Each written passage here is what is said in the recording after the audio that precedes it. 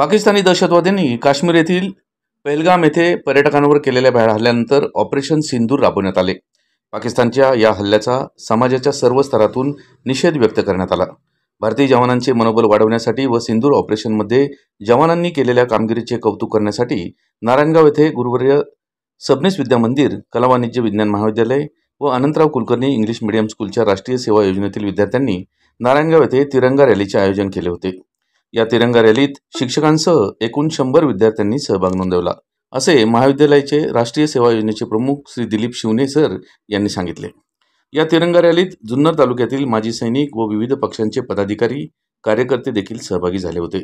यामध्ये भाजपच्या आशाताई बुचके, विघ्नरचे संचालक संतोष नाना खैरे, नारायणगावचे उपसरपंच योगेश पाटे, भाजप समन्वयक आशिष माळवतकर, नामदेव अण्णा खैरे, वारुवाडीच्या माजी उपसरपंच माया डोंगरे, संतोष वाजगे, आरिफ आतार, इजाज आतार, संतोष दांगट, अक्षय खैरे, माजी सैनिक शिवाजी पाटे, एकनाथ वाजगे, उमेश अवचट, संभाजी वाळुंज, सुभाष भोर, सुभाष काकडे, किसन ढवळे, भगवान काळे, शरद बेळे, एम के मुळे, निवृत्ती तांबे, स्वप्नील शेटे, भानुदास नायकुडी, उमेश वराडी, राजाराम थोरवे, पंढरीनाथ घोटकर, डी के भुजबळ आदी मान्यवर उपस्थित होते। यावेळी नारायणगाव पोलीस स्टेशनचे सहाय्यक पोलीस निरीक्षक महादेव शेलार, पोलीस उपनिरीक्षक धाडस पाटील, पोलीस शिपाई दत्ता ढेंबरे व त्यांचा स्टाफ यांच्या वतीने चोख बंदोबस्त ठेवण्यात आला होता। सकाळी 8 वाजता नारायणगाव येथील मुक्ताई मंदिरापासून रॅलीला सुरुवात झाली। नारायणगाव बसस्थानकावर या रॅलीची सांगता करण्यात आली। या रॅलीमध्ये मोठ्या प्रमाणात ग्रामस्थ, व्यापारी, बांधव, विद्यार्थी व शेतकरी वर्ग सहभागी झाला होता। या रॅलीमध्ये मुक्ताई इव्हेंटचे दीपक पांचाळ यांच्या वतीने सिंदूर ऑपरेशनवर आधारित तयार करण्यात आलेल्या 4 चाकीने सर्वांचे लक्ष वेधून घेतले। ब्युरो रिपोर्ट, झंझावात। जी रॅली आयोजित केली गेली होती, एकूण किती विद्यार्थी सहभागी झाले होते आणि या तरुणाईचे देखील काय भावना आहे? बरोबर, तर एकूण 100 मुलं सहभागी झालेले आहेत। यामध्ये सिनियर डिव्हिजन 36 महाराष्ट्र बटालियनचे जे विद्यार्थी आहेत आणि ग्रामोन्नती मंडळाचं कला वाणिज्य विज्ञान महाविद्यालय आणि गुरुवर्य आपू सबनीस आणि अनंतराव कुलकर्णी इंग्लिश मीडियम अशा तिन्ही युनिटचे एनसीसीचे विद्यार्थी यामध्ये सहभागी आहेत। आणि या सगळ्यात महत्त्वाचा जो आपला विजय आहे, हा विजय दाखवण्यासाठी ही तिरंगा रॅली पदयात्रा आपण ही आयोजित केलेली आहे। आणि या ग्रामस्थांनी वारुवाडी आणि नारायणगाव यांनी ही आयोजित केलेली होती। त्याच्यामध्ये आम्ही हा एक सहभाग म्हणून छात्रसेनेचा आम्ही सहभाग दाखवलेला आहे।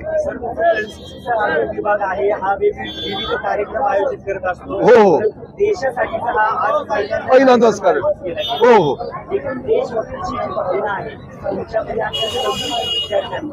नाही, हे आमच्याकडे कसं की आता हाच नाही, आम्ही पहिल्यापासून कारगिल युद्धाचे असेल किंवा पराक्रम डे असेल किंवा राष्ट्रीय छात्रसेना डे असेल, हे आम्ही देशभक्तीवरचे कार्यक्रम किंवा 26 जानेवारी, 15 ऑगस्ट असेल, 9 ऑगस्ट क्रांती दिन असेल, यासाठी अतिशय चांगल्या पद्धतीने सहभाग हा विद्यार्थी आमचे छात्रशाही घेतातच। एक विद्यार्थी म्हणून सहभागी झाली होती, आपल्या देशावर भ्याड हल्ला करण्यात आला होता, एक तरुणाई म्हणून कशी पाहते? हे सगळं बघताना असं वाटतं की तिथे बॉर्डरवरती त्या सैन्याचे म्हणजे काय त्यांच्या डोक्यामध्ये विचार चालले असतील। आणि आज आम्ही 36 महाराष्ट्र बटालियनचे एनसीसीचे युनिट, सिनियर कॉलेजचे असतील, ज्युनियर डिव्हिजन असतील, अनंतराव स्कूलचे असतील, हे सगळे आज इथे मिळून आले आहेत। हे दाखवण्यासाठी की आम्ही एकत्रित आहोत, एक देश एक भारत आहोत आणि ते सपोर्ट करण्यासाठी आम्ही इथे जमलेलो आहोत। आज या रॅलीच्या माध्यमातून तुम्ही एकत्र झालात। उद्या जर या संपूर्ण देश सेवेसाठी जर तुम्हाला सैन्यामध्ये भरती होण्याची जर वेळ आली, तुम्ही सर्वजण सैन्यामध्ये भरती होणार आहात? ऑलरेडी व्हॉलंटियर म्हणून घेतलेलेच आहेत। ऑलरेडी एनसीसी हे एक व्हॉलंटियर म्हणून आहेच आणि जर आम्हाला कधी चान्स मिळालाच की तिथे जाऊन समाजसेवा किंवा काही करायची वेळ आली तर आम्ही नक्कीच करूया। काढू का? हा माझा काढू। आज हजारो सैनिक देश सेवेसाठी सीमेवरती तैनात आहेत, दिवस रात्र ते देशाची सेवा करतायत। एक तरुण आहे, एनसीसी मध्ये आहे, भारतावरती एक भ्याड हल्ला करण्यात आला होता। कसं पाहतोस या सगळ्या गोष्टींकडे आणि तुला संधी जर मिळाली तर तू काय करशील भारत मातेसाठी? नक्कीच एक प्रकारे हा खूप भयाड हल्ला होता। यामध्ये ज्याप्रमाणे त्यांनी तुमचा धर्म कोणता आहे यानुसार त्यांनी हल्ला केला त्याचनुसार त्यांनी ह्या प्रकारे हल्ला करून आपल्या भारत मातेचा अपमान केला. एक प्रकारे आपण अखंड हिंदुस्थान आहोत. हिंदुस्थानामध्ये कोणता एक धर्म पाळला जात नाही. अखंड हिंदुस्थान म्हणजे आपण आपल्या तिरंगात देखील 3 रंग आहेत, orange, green, white and green. याचा अर्थ काय का आपण सर्व धर्म एकत्र आहोत.